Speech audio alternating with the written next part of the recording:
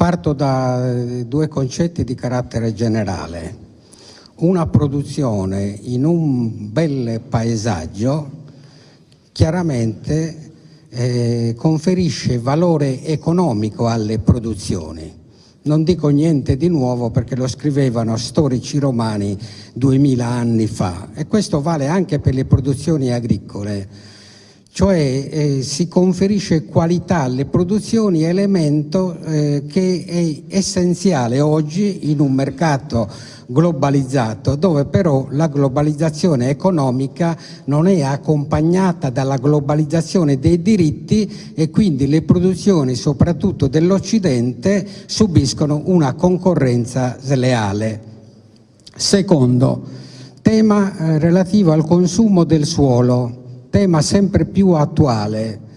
Io vorrei che la terra fosse considerata innanzitutto come produttrice di beni alimentari, in un mondo che vede 800 milioni di persone alla fame e che vedrà nel 2050 13 miliardi di persone.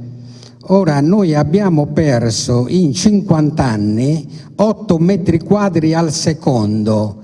Attualmente si registra una leggera regressione di 5 metri quadri al secondo, ma questo elemento non interessa anche la Sardegna. Vengo alle questioni urbanistiche. È chiaro che PPR e legge urbanistica sono strettamente collegate. Ne parlava l'assessore, però occorre recuperare i ritardi perché sia definito il secondo ambito omogeneo che riguarda le zone interne e che hanno un particolare valore naturalmente per l'attività agricola. Per quanto riguarda l'urbanistica, noi usciamo da una fase in cui vigeva il decreto Floris, per cui la pianificazione e programmazione urbanistica nei comuni era per le zone A, B, C e tutto il resto era la zona E, senza approfondire qual era il valore di quella terra nelle varie aree del comune, la suscettività all'agricoltura o all'irrigazione.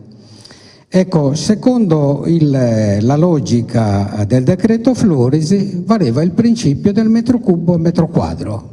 Io ho un ettaro di terreno, 0,03 metri cubi a metro quadro, mi faccio la casa di 100 metri quadri, e questo valeva per tutti i soggetti. Ora il passo in avanti che dobbiamo fare, che mi pare si stia facendo, è di entrare nel merito dei soggetti. In agricoltura intanto ci sono i coltivatori diretti che vivono solo della terra, gli imprenditori agricoli professionali, cioè quelli che prevalentemente vivono sulla terra, e non vogliamo escludere gli imprenditori agricoli, così in linea generale di qualunque professione, iscritti alla Camera di Commercio, che però hanno un'azienda economicamente valida. Io devo consentire tutto quello che è necessario alla conduzione aziendale, purché abbia però un'azienda economicamente valida. Allora un elemento negativo è rappresentato dalla utilizzazione del cosiddetto parametro reddito lordo standard, che ha delle tabelle datate che non corrispondono alla realtà e quindi sono troppo estensive, quindi andrebbe rivisto questo parametro. L'altro elemento è che anche agli imprenditori agricoli devo consentire proporzionalità tra l'azienda, le potenzialità dell'azienda e le costruzioni. Non è che posso costruire quello che voglio, quello che dal piano culturale risulta essere utile all'azienda agricola. Sulla residenza, anche qui io voglio considerare che storicamente in Sardegna agricoltori e pastori hanno vissuto nei paesi. Gli insediamenti sparsi, conosciamo gli Stazi della Gallura, i Furri Adrogios del Sulcise e poi l'appoderamento che è stato introdotto dall'alto dalla riforma agraria degli anni 50. Allora non è che io devo concedere la residenza anche all'agricoltore se ce l'ha da tempo nel paese, io gli concedo o stabilisce la sua residenza che sia reale nel podere, allora va benissimo, altrimenti un vano appoggio. Così come agli altri produttori, mi sembra di aver capito dalla stampa che si sia raggiunto un compromesso in Consiglio regionale per consentire a tutti anche la residenza. Io non vorrei vedere la Sardegna punteggiata da case il cui utilizzo è lo spuntino domenicale o nei giorni festivi. Per terminare poi occorre stabilire un vincolo di destinazione d'uso, io dico almeno per 12 anni, perché insomma anche l'agricoltura è colpita dal fenomeno delle furbizie. Insomma, ecco. L'ultima cosa sulla superficie minima.